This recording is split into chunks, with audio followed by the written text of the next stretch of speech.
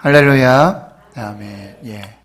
할렐루야 찬양대의 찬양과 같이 전능하신 하나님, 전능한 주님이 우리를 도우셔서 항상 승리를 주실 줄 믿습니다. 오늘 전능하신 하나님께서 우리를 도우셔서 항상 승리 주시는 그 은혜와 역사를 경험하는 복된 교회 성도들 되시기를 주의 이름으로 축원합니다. 아멘. 느헤미야의 말씀을 계속해서 살펴보고 있습니다. 느헤미야는 동생 하나니로부터 예루살렘, 유다의 소식을 듣습니다. 남겨진 사람들, 그리고 성문이 불타고 성벽이 무너진 참혹한 실상을 듣습니다. 울며 앉아서 금식하며 4개월여 동안 기도하고요. 기적 같은 방법으로 왕의 허락을 받고 조서를 받고 제목들도 얻고 또 군대와 마병들과 함께 예루살렘으로 돌아오게 됩니다. 읽지는 않았지만 10절 말씀에 그때 예루살렘에 살고 있었던 유력한 사람들, 사람은 느헤미야를 환영하는 사람이 아니었어요. 느헤미야를 반대하는 사람, 예루살렘 성벽이 다시 재건되는 것을 반대하는 사람, 하나님을 대적하는 사람들의 명단이 나오고 있어요. 호른 사람 산발랏, 그리고 암몬 사람 도비야, 그리고 뒤에 내려가 보면 아라비아 사람 게셈. 이 사람은 당시 유다와 예루살렘 지역을 아주 영향력 있게 다스리고 통치하던 사람들, 그러나 하나님 편이 아니에요. 하나님을 대적하는 사람들, 유다와 예루살렘의 성벽과 재건을 반대하는 사람들, 그 사람들에게 느헤미야는 이렇게 보여지고 있는 거예요. 하나님을 흥황하게 하는 사람이 왔다. 어이쿠나, 이거 큰일 났구나. 하나님을 흥황하게 하는 하나님의 사람이 왔구나. 새벽을 준비하는 사람이 왔구나. 다시 유다와 예루살렘을 재건하는 사람이 왔구나. 리빌더, 다시 재건하는 사람, 그 사람이 돌아왔구나. 이런 긴장과 이런 환영받지 못하는 상황 속에 느헤미야가 예루살렘에 도착하게 됩니다. 이제 그 이후에 느헤미야는 어떻게 이 어려움들과 이 상황들을 극복하고 결국 마지막에는 유다와 예루살렘 사람들이 일어나 건축하자. Let's start rebuilding. 리빌딩이라는 단어가 너무너무 좋은 것 같아요. 새롭게 다시 세우고 건축하는. 우리도 이 말씀을 듣고 성령께서 감동해 주셔서 이 사람들과 똑같이 일어나 건축하자. 자, 일어나 건축하자. Let's start rebuilding. 이제 다시 시작하자. 다시 시작하자. 라고 하는 성령의 감동이 있기를 축원합니다. 오늘 우리에게 주시는 메시지는 무엇인가? 첫째로, 계속 기도하라는 거예요. 영적 긴장을 놓지 말라는 말입니다. 11절의 말씀에 보시면 내가 예루살렘에 이르러 머무른 지 사흘 만에, 느헤미야는 예루살렘에 돌아와서 사흘 동안 아무 말도 하지 않고 아무런 행동도 하지 않습니다.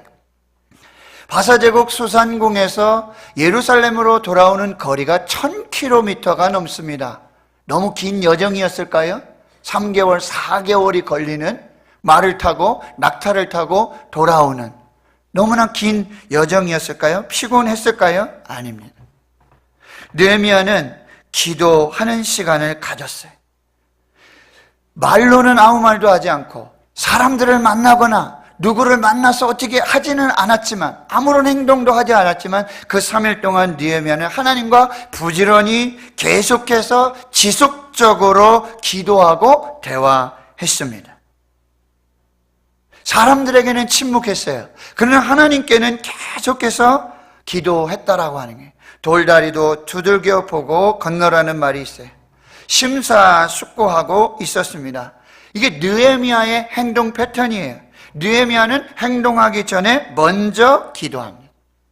기도하고 하나님께서 어떻게 말씀하시는가, 하나님이 어떤 계획을 가지고 계시는가, 하나님이 어떻게 일하시는가 시간을 드리고 하나님이 말씀하실 수 있도록 여백을 남겨두었던 사람이 바로 느헤미야예요.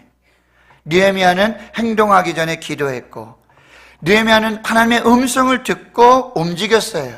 이것이 느헤미야의 행동 방식이에요. 골로새서 4장 2절에 기도를 계속하고 기도의 감사함으로 깨어있으라. 시편 62편 1절, 나의 영혼이 잠잠히 하나님만 바라며 나의 구원이 그에게서 나오는도다. 잠언 3장 5절 6절, 너는 마음을 다하여 여호와를 신뢰하고 내 명철을 의지하지 말라. 너는 범사의 그를 인정하라. 그리하면 내 길을 지도하시리라. 사흘 동안 침묵하면서 하나님께 기도하면서 하나님께서 무슨 말씀을 하실런지, 하나님이 어떻게 인도하실런지, 하나님께서 어떤 계획을 가지고 계시는지 다시 확인하고 확인했던 것입니다. 그러니 12절에 하나님의 응답이 왔어요. 12절 보십시오. 내 하나님께서 예루살렘을 위해 무엇을 할 것인지 내 마음에 주신 것을. 하나님께서 이제 예루살렘에 돌아와서 기도했지만, 그러나 이 현장 속에서, 이 상황 속에서 하나님께서 그 계획이, 그 비전이, 그 사명이 어떠한지 분명하고 확실하게 그 마음에 심어주시고 각인시켜주시고 확신할 수 있을 때까지, 그 마음에 다시 말씀해 주실 때까지 느헤미야는 기도하고 기다렸다라고 하는 것입니다. 그래서 두 번째 단계로 이제 넘어가게 되는데요. 두 번째는 뭐예요? 느헤미야는 말하기 전에 먼저 걸어 다녔어요. 말하기 전에 준비했어요. 시작하기 전에 조사하고 살펴보는 그 일들을 먼저 했습니다. 느헤미야는 사흘 동안 침묵하며 기도했다고 말씀드렸어요. 그때 하나님께서 예루살렘을 위해 무엇을 할 것인지 마음에 새겨주신 사명과 비전을 다시 확인하고 받았습니다. 그런데요, 이것을 모든 사람에게 비밀로 했다라고 말하고 있어요. 16절에 이렇게 말하죠. 내가 유다 사람들이나 제사장들에게나 귀족들에게나 방백들에게나 그 외 일하는 자에게 알리지 아니하고 비밀로 했다라고 말하고 있어요. 하나님의 계획을 받았어요. 마음에 확신을 했습니다. 그 비전을 품고 있었습니다. 그럼에도 불구하고 참편을 터뜨리지 않았어요. 기다리고 침묵하면서 때와 시간을 기다리고 있었던 것이죠. 자신의 노력을 광고하지 않았어요. 내가 유다의 바사 제국에 있을 때 내가 4개월 동안 이렇게 기도했다. 근데 왕의 역사가 이랬다. 나는 이렇게 했다. 이렇게 준비했다. 나는 이런 사람이다. 라고 자기 과업, 자기가 한 일을 광고하고 떠들고 그러지 않았어요. 오히려 비밀하면서 아무 말도 하지 않으면서, 함부로 말하지 않으면서 신중하게 이 계획을 이루어가고 있는 것이죠. 잠언 18장 31절, 사연을 듣기 전에 대답하는 자는 미련하여 욕을 당하느니라. 사흘 동안 기도하고 다시 확인한 사명과 비전에 따른 계획을 말하기 전에 느헤미야는 조사하고 확인하는 과정을 먼저 진행하고 있습니다. 12절에서 16절까지의 말씀이에요. 내 하나님께서 예루살렘을 위해 무엇을 할 것인지 내 마음에 주신 것을 내가 아무에게도 말하지 않고 밤에 일어나서 몇몇 사람과 함께, 그리고 짐승을 타고 움직이기 시작해요. 그 밤에 골짜기 문을 지나서 용정으로 분문으로, 그러면서 예루살렘 성벽과 무너진 성문들, 불탄 모든 환경들을 자세하게 살펴봐요. 그리고 앞으로 이동해서 샘문과 왕의 못, 그리고 거길 가보니까 짐승도 지나갈 수 없을 만큼 그렇게 열악한 상황을 보게 되는 것이죠.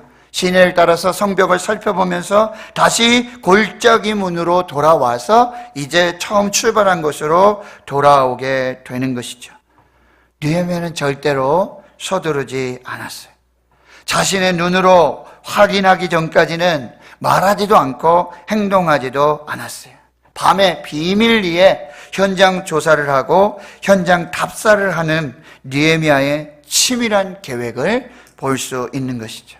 누가복음 10장에 예수님께서 아주 귀한 비유를 주시는데, 누가 망대를 세우고자 할진대 자기 가진 것이 준공하기까지는 족할론지 먼저 앉아 그 비용을 계산하지 아니하겠느냐? 그렇게 아니하여 그 기초만 쌓고 능히 이루지 못하면 보는 자가 다 비웃어 이르되 이 사람이 공사를 시작하고 능히 이루지 못한다 하리라. 또 한 가지 비유를 덧붙이시죠? 만약에 적군과 전쟁을 하게 될 때, 임금과 싸우러 나갈 때 먼저 앉아서 우리가 1만 명인데 상대방이 2만 명으로 지금 오고 있는데 이 싸움이 어떻게 되는지 먼저 계산하고, 안 되면 어떻게 화친을 먼저 하는 것이 낫지 않겠느냐, 이렇게 우리에게 말씀해 주고 있어요. 코카콜라 아시죠? 부사장의 말이 있습니다. 이 코카콜라 한 병을 팔기 위해서 한국의 모든 연령대를 다 조사한다고 그래요.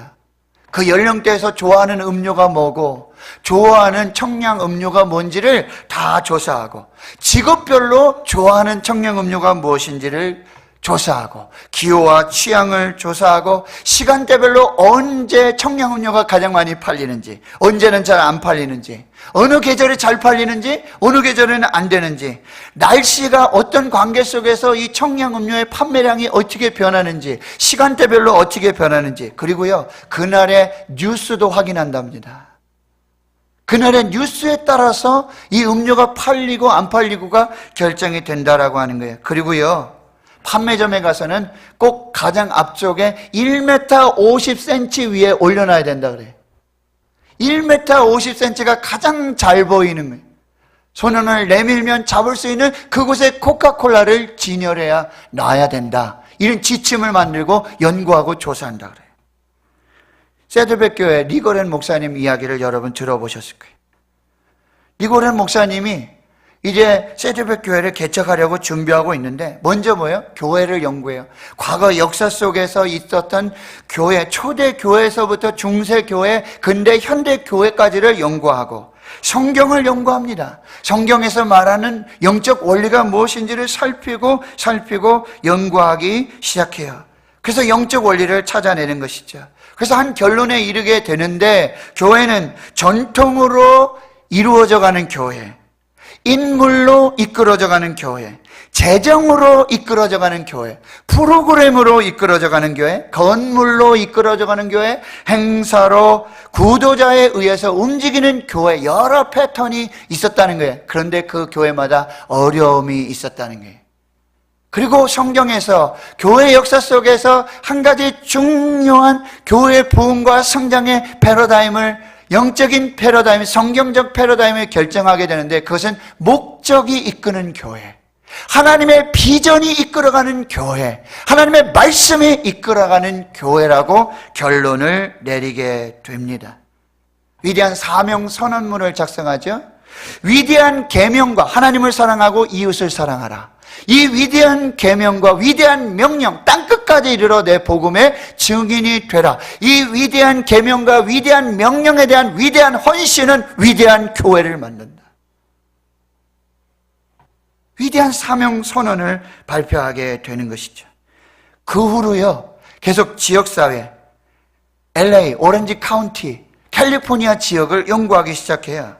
계층별로 빈부가 어떻게 되는지, 연령이 누가 많은지, 재정이 어떤 상태인지, 자녀들이 있는지 없는지, 자동차가 있는지 없는지, 이 사람들의 관심이 뭐고 이 사람들의 영적 분위기는 무엇인가, 이곳의 기독교인과 비기독교인의 비율이 어떠한가, 새로운 교회의 필요성을 이들이 느끼고 있는가, 지금 이렇게 수없이 많은 교회, 또 다른 새로운 교회의 필요성을 느끼고 있는다. 새로운 교회가 있다면 나는 어떤 교회에 출석할 것이고, 나는 어떤 교회에 가서 헌신하고 충성하고 봉사하겠다는 설문을 다 받아요.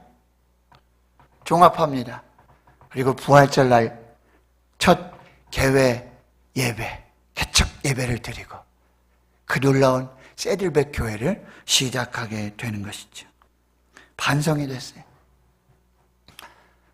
오늘 느헤미야와 이 모든 것들을 보면서 나는 정말 교회를 연구하고 있는지, 나는 성도들을 살피고 있는지, 이 교회의 역사가 어떻게 되고 지금 우리 교회에 필요한 것이 무엇이고 영적 갈급함이 무엇이고 우리가 지금 해야 될 일이 무엇이고 그럼 왜 해야 되는지 지금 당장 해야 될 일이 뭔지 왜 해야 되는지 이것을 살펴보고 있는가라고 하는 거예요. 하나님이 원하시고 기뻐하시는 교회를 세우기 위해서 복음을 전하기 위해서 사람을 살리기 위해서 내가 얼마만큼 연구하고 기도하고 준비하고 말씀을 전하고 있는지 반성이 됐어요. 자, 오늘 느헤미야는요 예루살렘을요 눈으로 한 번도 본 적이 없어요. 예루살렘을 한 번도 와본 적도 없고 본 적도 없어요. 듣기만 했어요. 상상하고만 있었어요. 근데 밤에 비밀리에 사람들과 짐승을 타고 골짜기 문을 살피고 분문을 살피고 예루살렘 성벽이 다 무너지고 성문이 불탄 그 참상을 보게 되는 것이죠. 샘문과 왕의 못에 이르러 탈 짐승이 지나가지 못할 정도로 모든 것이 폐허가 된 상황을 직접 경험하게 돼요. 그 밤에 시내와 성벽을 자세하게 대충 본 것이 아닙니다. 여기서 살펴봤다는 얘기는 조사하고 면밀히 잘 살펴보았다라는 이야기예요. 백문이 불여일견이라고 그러죠. 밤에 비밀리에 확인하고 조사하기 시작해요. 그런데 눈으로 직접 확인한 이 예루살렘과 그 성벽, 성문은요 그 상황은요 참혹하기 그지 없었어요. 아, 여기다 성벽을 재건해야 되는가? 도대체 방법이 있을까? 어떻게 하면 좋을까? 저 같으면 어떻게 할까요? 포기하자. 못 본 척 하는 게 안 본 척 하는 거죠. 다음으로 미뤄요. 그리고 나 말고 다른 적임자가 없을까? 나는 못하겠고 다른 사람이 하면 내가 좀 도와줄 수는 있을 것 같은데 아마 이렇지 않겠어요? 그런데요 느헤미야가 현장 조사하고 밤에 비밀리에 이 모든 상황들을 살피고 저의 예상과 또 우리의 예상과는 달리 어떻게 해요? 성벽을 재건하자, 건축하자. Let's start rebuilding. 시작하자. 여러분, 우리 여기 중요한 영적 진리를 발견하게 돼요. 무엇을 보느냐가 중요하지 않아요. 어떤 형편에 있는지를 보는 것이 중요하지 않아요. 그것을 어떻게 보느냐가 중요한 것이죠. 그것을 어떻게 해석해 내느냐가 중요해요. 우리 민수기 13장과 14장에 12정탐꾼 이야기를 잘 알고 있어요. 12정탐꾼이 모두 똑같은 곳을 정탐하고 돌아왔어요. 10명이 본 곳과 2명이 본 곳이 다른 곳이 아니었어요. 그러나 2명, 여호수아와 갈렙은 10명의 보고와는 전혀 다른 보고를 하게 되죠. 그리고 그 두 사람만이 가나안 땅의 주인이 되게 되었습니다. 무엇이 다를까요? 믿음이 다른 거예요. 똑같이 보았지만 그것을 어떻게 보느냐, 어떻게 해석하느냐, 그것이 믿음의 유무에 달려 있다라고 하는 거예요. 믿음의 차이는 다르게 보게 만드는 것이죠. 믿음의 차이는 다르게 해석하게 만드는 것이죠. 믿음으로 보았어요. 여호수아 갈렙은 믿음으로 보고 믿음으로 해석해냈습니다. 그 믿음대로 가나안의 주인이 되었어요. 인간의 계산법과 하나님의 계산법이 다르다는 걸 우리 또 확인해 볼 수 있어요. 셀린 휴즈라는 작가가 하나님의 계산법이라는 책에서 이렇게 말하고 있어요. 성경을 연구해 나갈수록 성경에서 말하는 하나님의 계산법이 얼마나 영광스럽게 비논리적인가를 우리가 알 수 있다. 성경을 읽고 성경을 읽어보면 하나님의 계산법이 얼마나 영광스러울 정도로 비논리적인가를 우리는 깨달을 수 있다. 인간의 수학 법칙에서 5 더하기 2는 7이다.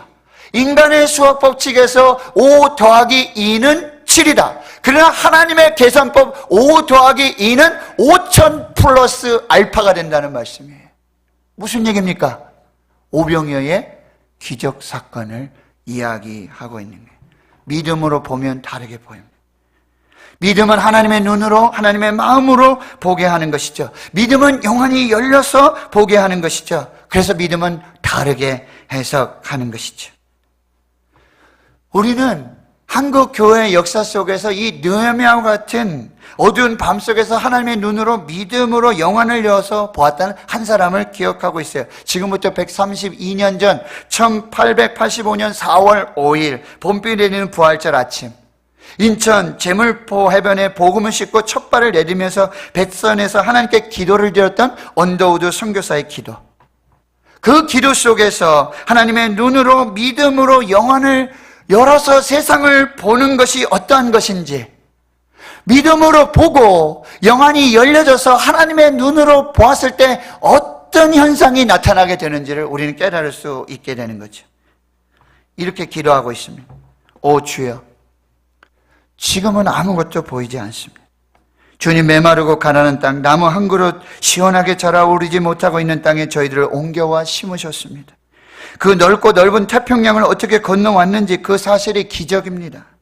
주께서 붙잡아 뚝 떨어뜨려 놓으신 듯한 이곳, 지금은 아무것도 보이지 않습니다. 보이는 것은 고집스럽게 얼룩진 어둠뿐입니다. 어둠과 가난한 인습에 묶여있는 조선 사람뿐입니다. 그들은 왜 묶여있는지도 고통이라는 것도 모르고 있습니다. 오 주여, 지금은 아무것도 보이지 않습니다. 그러나 주님, 순종하겠습니다. 겸손하게 순종할 때 주께서 일을 시작하시고 그 하시는 일을 우리들의 영적인 눈이 볼 수 있는 날이 있을 줄 믿나이다. 믿음은 바라는 것들의 실상이요 보지 못하는 것들의 증거라고 하신 말씀을 따라 조선의 믿음의 앞날을 볼 수 있게 될 줄 믿습니다. 지금은 우리가 서양 귀신 양기자라고 손가락질 받고 있사오니 저희들이 우리 영혼과 하나인 것을 깨닫고 하나의 나라의 한 백성 한 자녀임을 알고 눈물로 기뻐할 날이 있음을 믿나이다. 지금은 예배들 예배당도 없고 학교도 없고 그저 경계와 의심과 멸시와 천대만이 가득한 곳이지만 이것이 머지않아 은총의 땅이 되리라는 것을 믿습니다. 주여, 오직 제 믿음을 붙잡아 주옵소서. 무엇을 보느냐가 중요한 게 아니에요. 어떻게 보느냐, 어떻게 해석하느냐. 느헤미야가 보았던 것은 참혹했어요. 참상이었어요. 그러나 그에게 믿음이 있었고 하나님의 눈이 있었고 하나님의 영안을 열어주실 때 거기서 놀라운 하나님의 기적이 시작됐는 줄 믿습니다. 세 번째로요, 느헤미야는 그 다음에 비전을 제시하기 시작합니다. 적절한 타이밍을 잡습니다. 적합한 때에 적절한 사람들에게 하나님의 비전을 제시하기 시작합니다. 그것이 17절, 18절의 말씀이에요. 후에 때를 기다렸어요.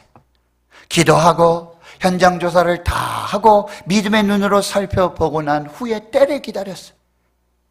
그리고 후에 이야기하기 시작합니다. 먼저 현실을 이야기해요. 사실을 이야기합니다. 우리가 당한 공경은 너희도 보고 있는 바라 예루살렘이 황폐하고 성문이 불탔다.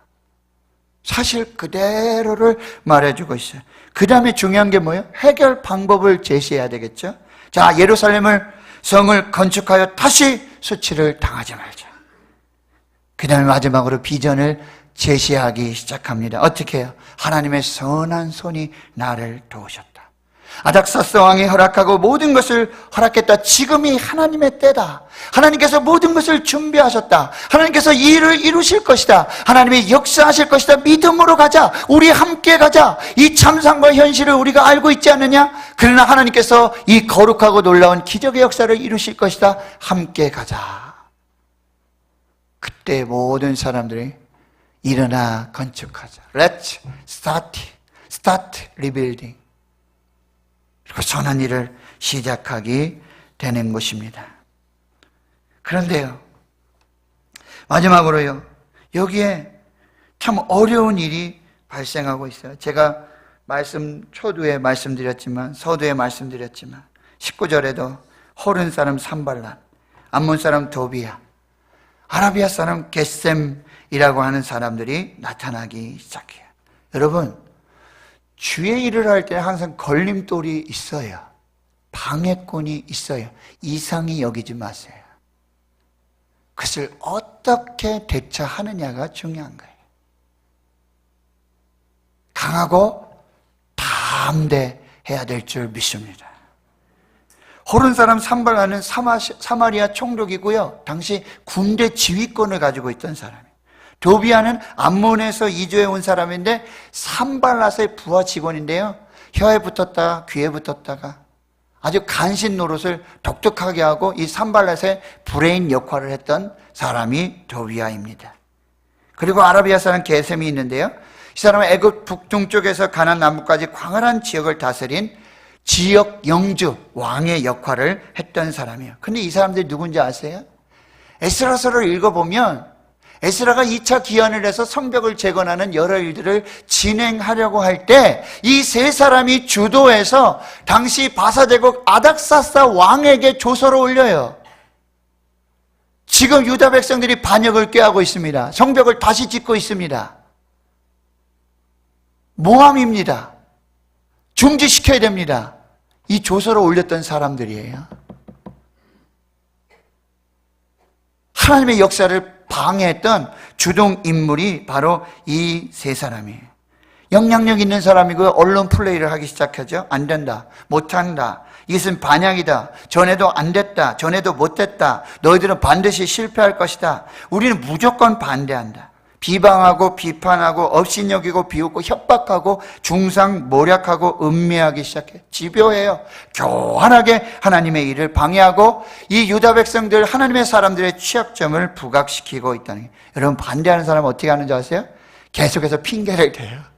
계속해서 이유를 대는 거죠. 전에도 해봤다.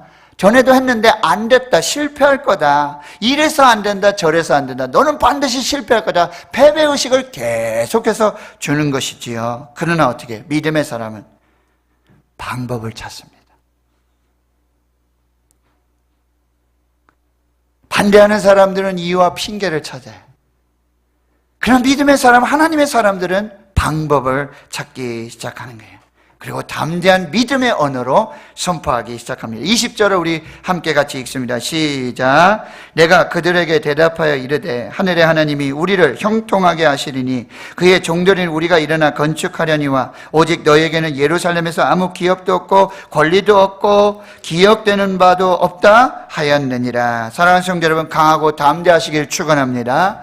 근신하고 깨어있기를 축원합니다. 너희 대적 마귀가 우는 사자같이 두루 삼키며 삼킬 자를 찾나니 너희는 믿음을 굳건하게 하여 그를 대적하라. 이는 세상에 있는 너희 형제들도 동일한 고난을 당한 줄을 알미라. 강하고 담대하시기를 축원합니다. 담대한 믿음의 언어로 선포하시기를 축원합니다. 하나님이 우리를 형통하게 하실 것입니다. 우리는 하나님의 종입니다. 이 일은 하나님의 일입니다. 하나님의 일은 하나님께서 이루실 것입니다. 너희들, 반대하는 너희들, 예루살렘에서 기업도 없고 권리도 없고 역사적으로 봐도 너희는 아무런 영향력이 없는 사람이다. 성경에는 없지만 사탄아 물러가라. 하나님께서 우리에게 주시는 말씀을 붙잡으세요. 이사야 43장 18절 19절 너희는 이전 일을 기억하지 말며 옛날 일을 생각하지 말라. 보라, 내가 새 일을 행하리니 이제 나타날 것이라. 학개 2장 9절 말씀, 이 성전의 나중 영광이 이전 영광보다 크리라. 만군의 여호와의 말이니라. 내가 이곳에 평강을 주리라. 만군의 여호와의 말이니라.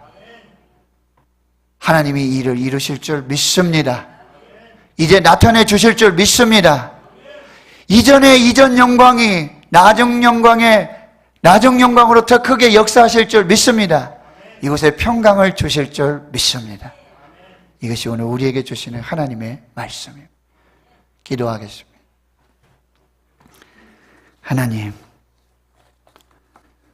하나님을 흥망하게 하는 사람, 새벽을 준비하는 사람, 무너지고 황폐하고 불탄 하나님의 거룩한 성전을 다시 세우는 사람, 느헤미야의 리더십으로, 그 말씀으로 하나님 우리 교회도 새로운 역사가 있게 해 주시옵소서.